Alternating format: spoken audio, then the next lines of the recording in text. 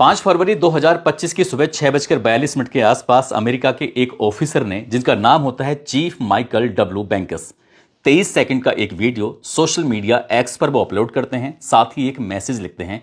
Message में साफ साफ लिखा हुआ था कि अवैध विदेशियों को सफलतापूर्वक भारत भेज दिया गया है।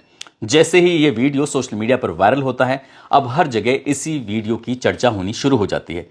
कुछ बच्चों की बात अगर छोड़ दी जाए तो महिलाएं हों या फिर लड़के हों या बुजुर्ग हों, कोई भी ऐसा व्यक्ति नहीं था जिसके हाथों में हथकड़ियां ना हो और पैरों में बेड़ियां ना हो। अब ये मामला सोशल मीडिया पर वायरल होता है, साथ ही न्यूज चैनल हो, अखबार हो, हर जगह पर प्रकाशित हो जाता है। संसद में इस बात की गूंजी फैल जाती है।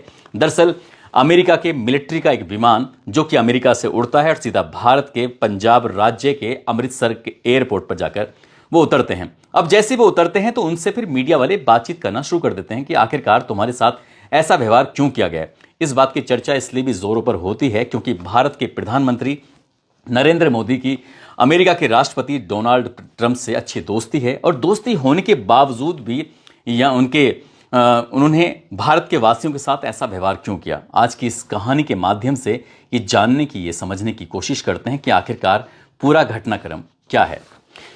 आदाब, नमस्कार, सत श्री अकाल। मैं उस्मान सैफी। दरअसल ये कहानी शुरू होती है 22 फरवरी 2024 की सुबह 8:55 के आसपास का वाकया हो रहा होगा।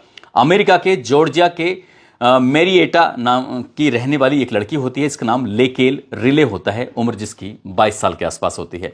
वो लड़की यूनिवर्सिटी ऑफ जॉर्जिया में टहल रही थी। सुबह 8:55 के आसपास वो अपनी माँ को फ़ोन करती है। फ़ोन करने के बाद अपनी माँ से कहती है कि माँ, मैं अभी टहल रही हूँ, अभी कुछ ही देर में मैं थोड़ी रेस लगाऊंगी, दौड़ना होगा। अगर मुझसे कुछ भी बात करनी है तो तुम आराम से अभी बात कर सकती हो, क्योंकि जब मैं दौड़ूंगी, जब मैं भागूंगी, तब मैं बात नहीं कर पाऊंगी।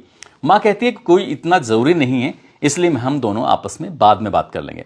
अब जब बाद में बात करने वाली बात आती है तो माँ ने जब अपनी बेटी, जिसका नाम होता है लेकेल रिले, उम्र उसकी 22 साल के आसपास होती है, जो कि नर्सिंग की पढ़ाई कर रही थी, स्टूडेंट होती है, उस लड़की को, अपनी बेटी को जब फिर से फ़ोन मिलाया जाता है तो बेटी का नंबर स्विच ऑफ हो रहा था। माँ की चिंता बढ़ जाती है, माँ परेशान हो जाती है।